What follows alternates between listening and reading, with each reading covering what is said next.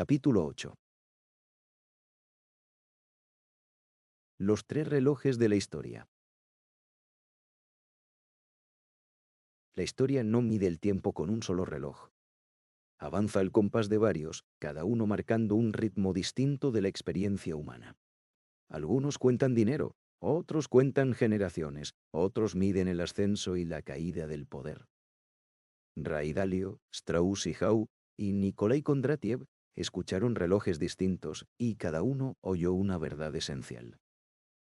Kondratiev escuchó el pulso económico más profundo. Oyó el rumor de las fábricas, el silbido de los ferrocarriles, la electricidad recorriendo las ciudades, el resplandor de los ordenadores iluminando el mundo. Comprendió que el crecimiento no avanza en línea recta, sino en ondas largas. Una innovación eleva la productividad, la riqueza se expande y el optimismo se generaliza. Con el tiempo, la tecnología madura, los rendimientos disminuyen. La deuda crece más rápido que el valor real y la ola alcanza su cresta. Lo que sigue no es un fracaso, sino una transición. La crisis limpia el terreno para que un nuevo motor de crecimiento pueda surgir. El reloj de Kondratiev mide la duración de las ideas.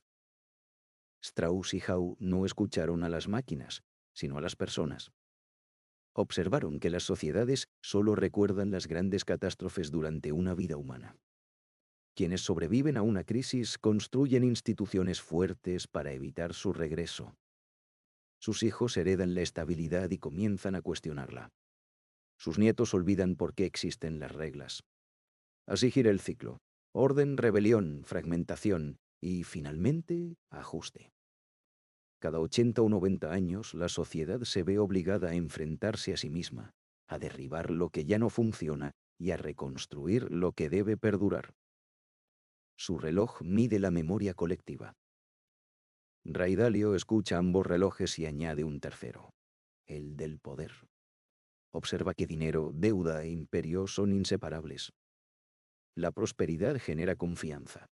La confianza genera endeudamiento. El endeudamiento genera desigualdad. A medida que la riqueza se concentra, la cohesión social se debilita. Surgen conflictos internos al mismo tiempo que crecen rivales externos. Llegó un punto en el que el sistema ya no puede sostenerse con pequeños ajustes. La moneda se degrada, las deudas se reestructuran y el equilibrio global se desplaza. El reloj de Dalio mide la duración de los órdenes mundiales. Cada uno describe una capa distinta de la misma historia. Kondratiev explica por qué las economías se sobrecalientan y se enfrían. Strauss y Howe explican por qué las sociedades oscilan entre unidad y división. Dalio explica por qué los imperios ascienden, se estiran en exceso y declinan. No se contradicen, se completan. Cuando una onda tecnológica se acerca a su final, la tensión económica aumenta. Cuando la tensión aumenta, la confianza social se erosiona. Cuando la confianza se rompe, el conflicto político se intensifica. Cuando la deuda es alta, la desigualdad es profunda. Las instituciones son cuestionadas y los rivales se fortalecen. La historia entra en un pasaje estrecho. A quienes lo viven, esos momentos les parecen caóticos e inéditos. Sin embargo, son de los más reconocibles del pasado. La crisis en los tres relojes no es un accidente. Es el momento en el que se disuelven las ilusiones. La crisis de Kondratiev obliga a abandonar modelos económicos agotados. La crisis de Strauss-Howe obliga a redefinir valores sociales. La crisis de Dalio obliga a los imperios a enfrentar los límites de su poder. Lo que surge después nunca es idéntico a lo anterior, pero rara vez es aleatorio. El peligro no reside en los ciclos, sino en olvidarlos. Las sociedades que creen que la prosperidad es permanente se endeudan con el futuro. Las generaciones que creen que la paz es natural dejan de protegerla. Las potencias que creen que su dominio es eterno pierden la disciplina que las hizo fuertes. Los relojes siguen marcando la hora, se los escuche o no. La historia entonces no es un círculo ni una línea recta. Es una espiral. Cada giro vuelve a tensiones conocidas. Crecimiento y decadencia, unidad y fractura, orden y ruptura. pero en otro nivel, con nuevas condiciones y nuevos protagonistas. Cambian los nombres, cambian las tecnologías, cambian las banderas. Los ritmos, no. Quienes estudian los relojes de la historia no buscan predecir fechas exactas ni acontecimientos concretos, sino reconocer las estaciones. Saben que cuando las olas alcanzan su cresta, cuando la memoria se desvanece y cuando el poder se excede, el mundo se prepara para cambiar. No por azar, sino por patrón. Capítulo 9. El tiempo que rinde cuentas. La historia no es ni una línea recta ni un simple retorno al punto de partida. Se mueve con mayor profundidad como un péndulo que oscila, como una espiral que vuelve a pisar el mismo terreno, pero nunca desde la misma altura. A lo largo de los siglos, los pensadores han intentado descifrar este movimiento. Cada uno ha observado el tiempo desde un ángulo distinto y cada uno ha captado una parte de la verdad. En conjunto, esas verdades forman un cuadro más amplio. Kondratiev fue el primero en escuchar el latido largo de la economía.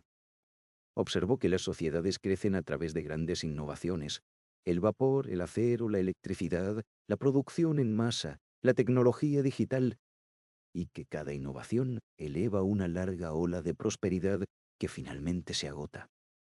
Cuando la tecnología deja de generar ganancias reales de productividad, el crédito ocupa su lugar.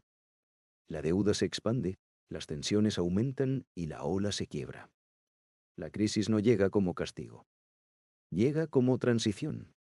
Limpia el terreno para que pueda surgir un nuevo motor de crecimiento. Para Kondratiev, el tiempo económico se mueve en ondas. Strauss y Howe escucharon un reloj distinto. No estudiaron máquinas, sino generaciones. Comprendieron que la memoria humana es limitada. Quienes sobreviven a una gran catástrofe construyen instituciones para impedir que se repita. Sus hijos heredan la estabilidad y comienzan a cuestionarla. Sus nietos olvidan por completo por qué existían esas reglas. Y así, cada 80 o 90 años, la sociedad entra en una crisis que obliga a la reconstrucción. No es la tecnología la que falla, sino la memoria. Para Strauss y Howe, el tiempo social se mueve a través del relevo generacional. Ray Dalio escuchó ambos relojes y añadió un tercero: el poder. Observó que la prosperidad engendra confianza, la confianza engendra endeudamiento y el endeudamiento engendra desigualdad. A medida que la riqueza se concentra, la cohesión social se debilita. El conflicto interno crece justo cuando los desafíos externos aumentan. Cuando la deuda es elevada, la moneda se debilita, la legitimidad se erosiona y el orden mundial entra en transición. Los imperios no caen de la noche a la mañana. Se estiran en exceso, se sobreendeudan, se fragmentan y finalmente son reemplazados. Para Dalio, el tiempo geopolítico se mueve en ciclos de ascenso y sustitución. Sin embargo, bajo estos relojes existe uno más profundo. Uno que no mide ni productividad, ni generaciones, ni imperios, sino responsabilidad.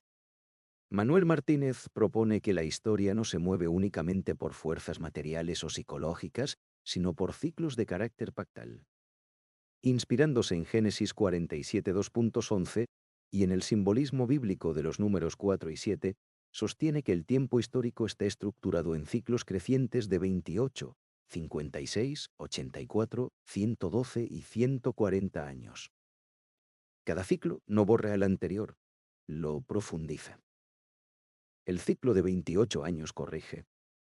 El ciclo de 56 años madura. El ciclo de 84 años pone a prueba. El ciclo de 112 años juzga. El ciclo de 140 años culmina o reinicia. En el centro se encuentra el ciclo de 84 años, aproximadamente la duración de una vida humana. Es el tiempo suficiente para que una sociedad pase de la memoria viva al olvido completo.